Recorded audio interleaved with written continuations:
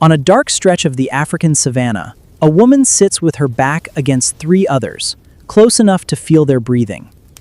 Somewhere out in the grass, something is circling. She can't see it, but she can hear the pattern in the silence. The way the insects stop calling in one direction and not another.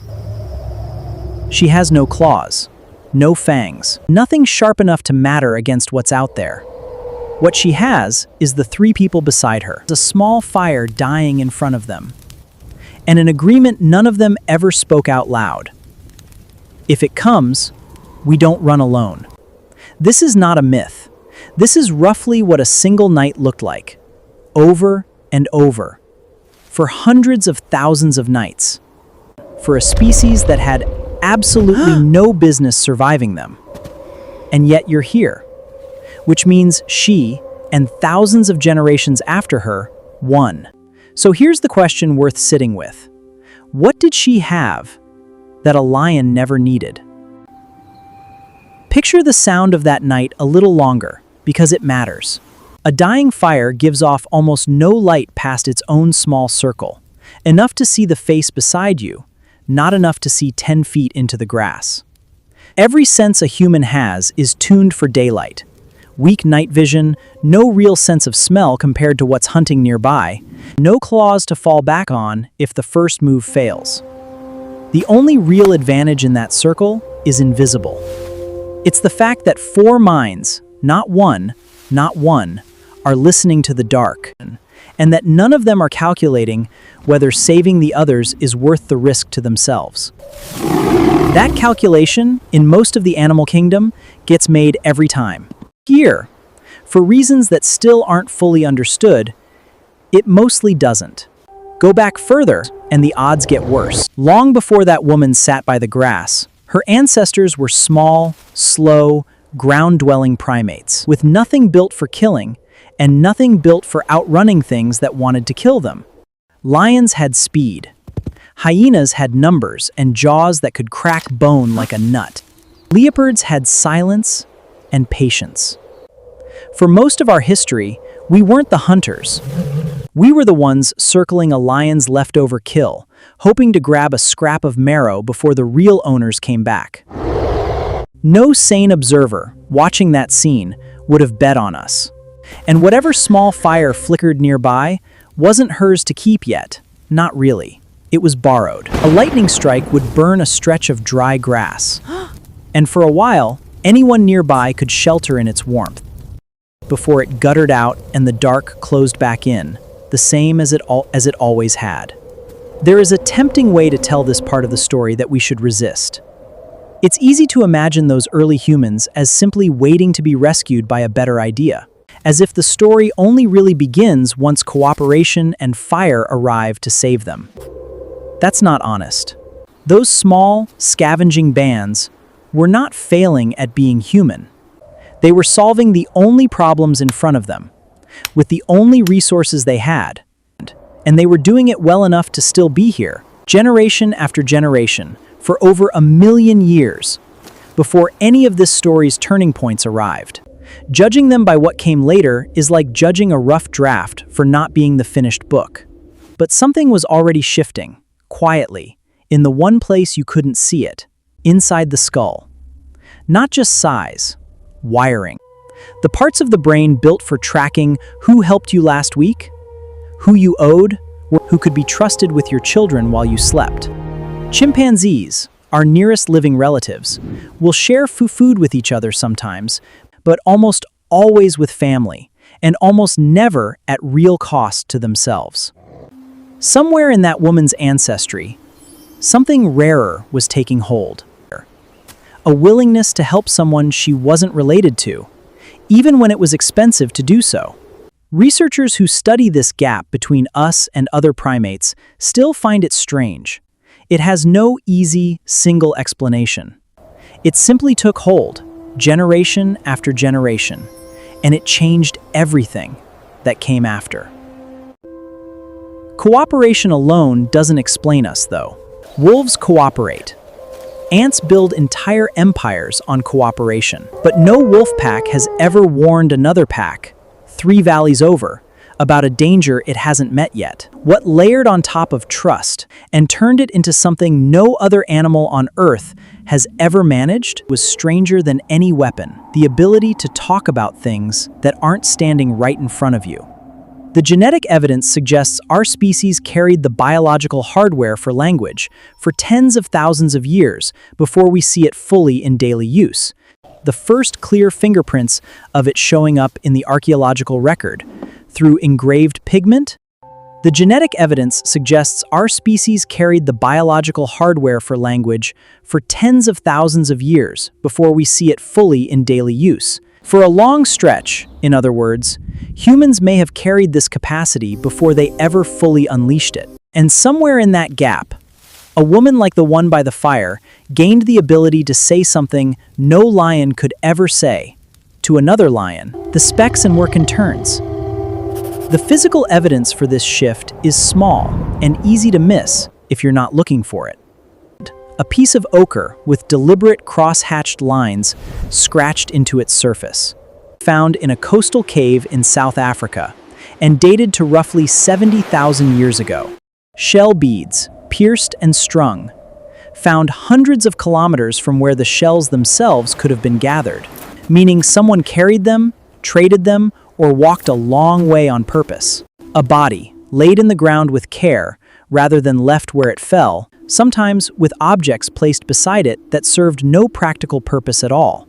None of these things keep anyone warm or fed. They only make sense if the people making them already lived inside shared meanings. If a pattern of lines, or a string of shells, or the placement of a body communicated something everyone present understood without needing it explained. That is language doing work that has nothing to do with warning about predators. It's language building a shared world that existed even when no one was pointing at it.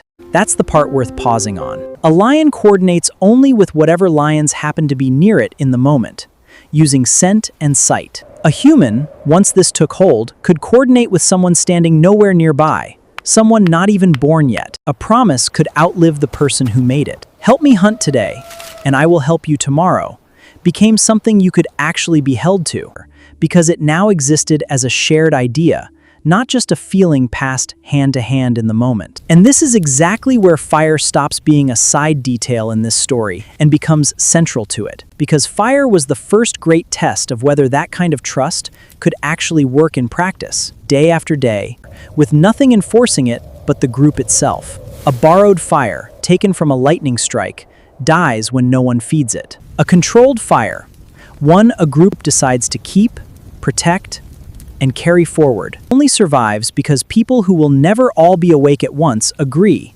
without needing to check on each other constantly, to keep their side of an unspoken deal. Someone gathers dry fuel in the afternoon, trusting that someone else will tend the flame through the night. Someone learns which wood burns slow and which catches fast, and passes that knowledge to a child, trusting that the lesson will still matter next season, in a different camp, in weather they haven't seen yet. The evidence for this kind of sustained fire use reaches back astonishingly far. Controlled burning identified inside cave layers roughly 1 million years old in southern Africa, and further sites in the region that is now Israel, showing repeated fire use and hearth-like activity from roughly 790,000 years ago, including traces some researchers have linked to cooked fish. These are not casual campfires stumbled on once and forgotten. They are early evidence of a group deciding, again and again, across generations, to keep something genuinely dangerous alive on purpose. Here is where the two threads of this story actually become one thread. Cooperation gave humans a reason to trust people they weren't related to. Language gave that trust a way to travel across distance and time. And fire gave that trust its first physical home, a place where a lesson taught by one person could be watched, corrected, and repeated by someone who would still be alive long after the teacher was gone.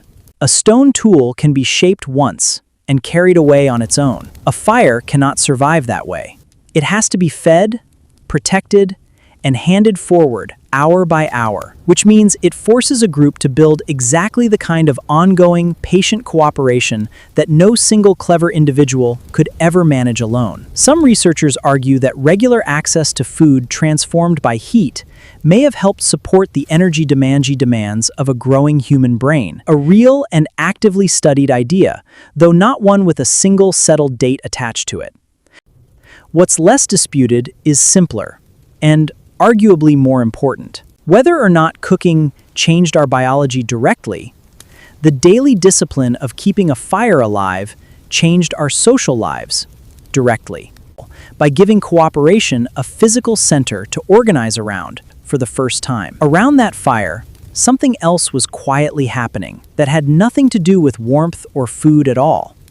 A child could watch an adult's hands more closely than daylight foraging ever allowed. A mistake could be corrected on the spot instead of discovered too late, out in the grass, when it was already fatal. A story, once told at that fire, could be told again the next night, and the night after that, until it stopped being one person's private memory and became the whole group's shared inheritance. This is the real engine hiding underneath both threads of this story.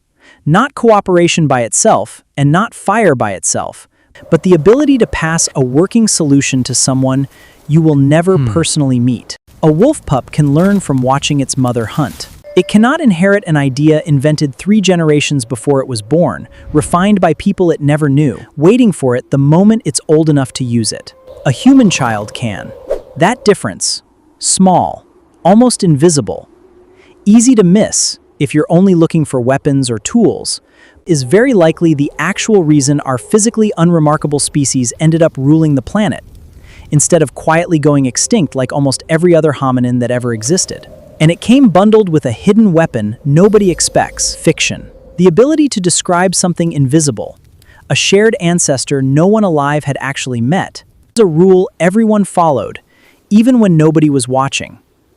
A spirit thought to live in the fire itself. Let small bands merge into much larger ones. This minist on Provex. This is as Menetrip seld. The Prunsen read the Skades Akrashen. A Neanderthal, by most physical measures researchers have reconstructed, may well have outmuscled any one of us individually, built for cold and confrontation in ways we weren't.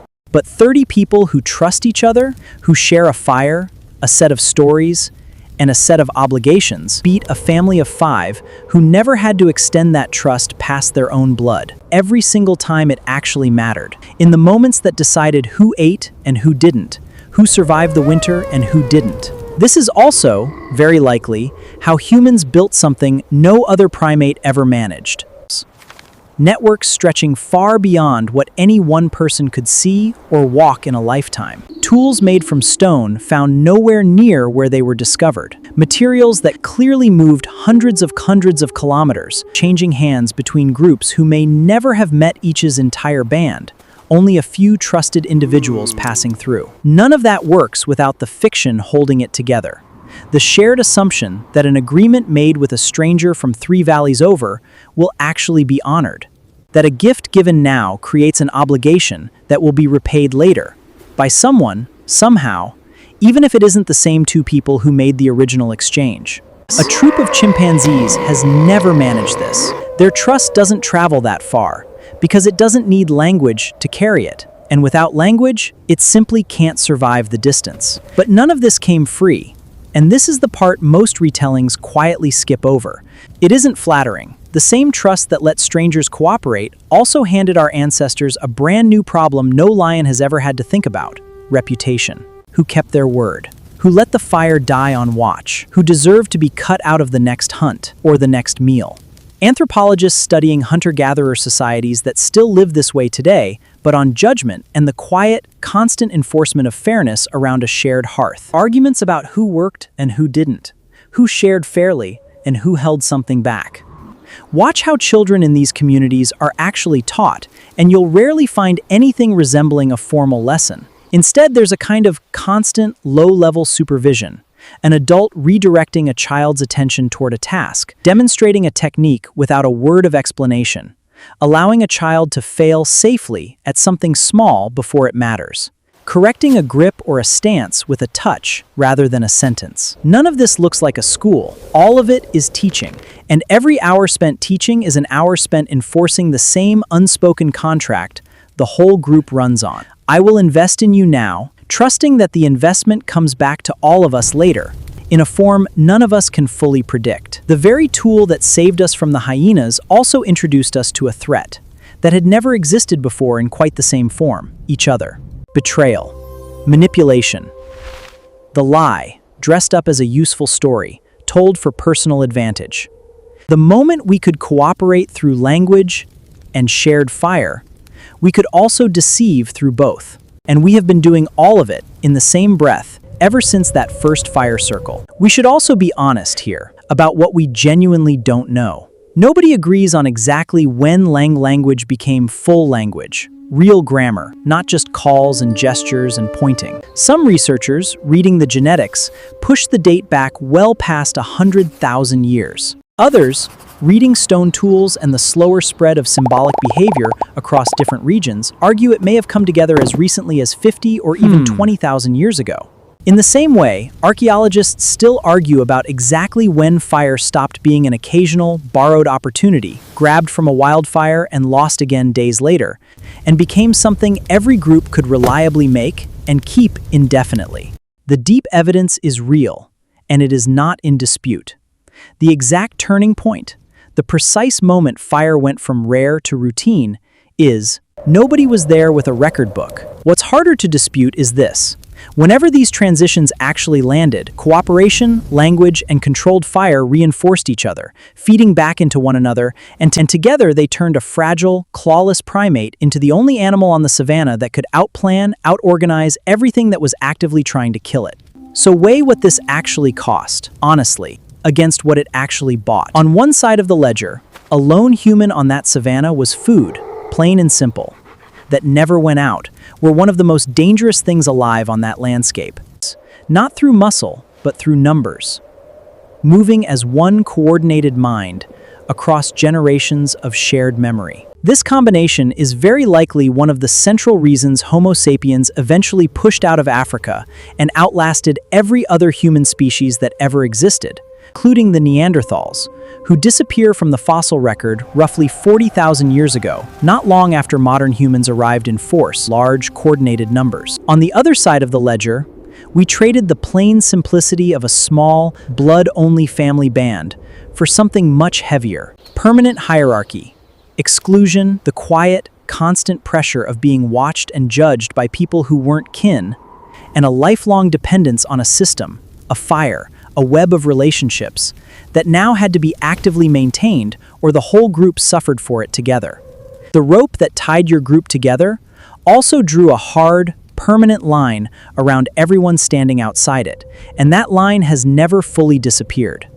It's worth sitting for a moment on what this dependence actually felt like from the inside, because it's easy to describe in the abstract and miss entirely in practice.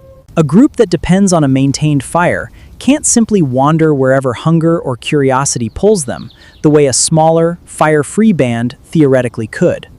Someone has to think about fuel before the sun goes down. Someone has to think about whether the wood nearby is dry enough, whether the wind will carry sparks somewhere dangerous, whether the group is staying in one place long enough to justify the effort of keeping the flame alive, rather than losing it and starting over. None of this is glamorous. It is closer to a quiet, unglamorous form of labor that never fully switches off, spread across a whole community instead of resting on any one person, which is, in its own way, exactly the kind of cooperation this entire story has been circling around from the very first scene. There was a psychological cost too, one that's easy to miss because it doesn't look like a cost at all.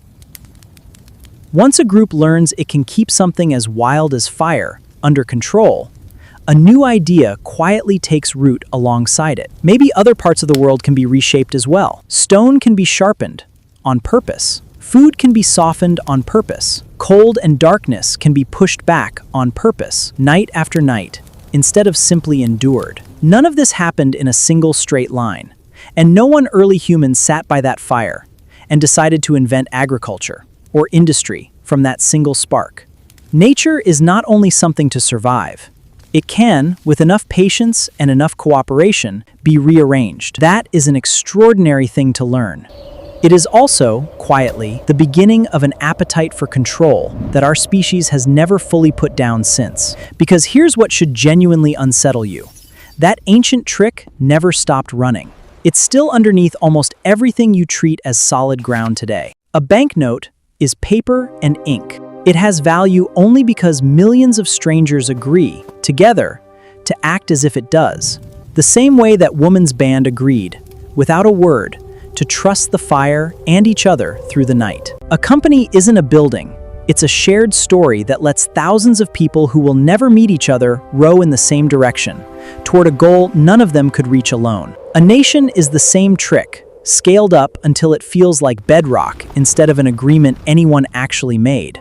Even something as ordinary as getting into a stranger's car because an app told you they were a licensed driver runs on this same ancient wiring. You're not evaluating that person the way that woman by the fire evaluated the 3 people beside her. You're trusting a system built from millions of small, invisible agreements, most of them made by people who will never know your name. Every time you trust a stranger to keep a promise, follow a law, or honor a contract, you're running code first written by people like that woman on the savanna and the child who learned to feed a fire after her, cold, outnumbered, betting their lives on an idea instead of a claw, and passing that bet forward to people they would never live long enough to meet. We didn't win because we were the strongest thing standing in that grass.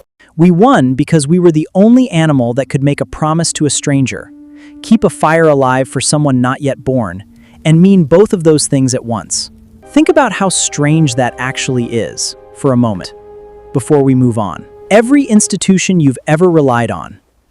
A hospital that will treat you without knowing you.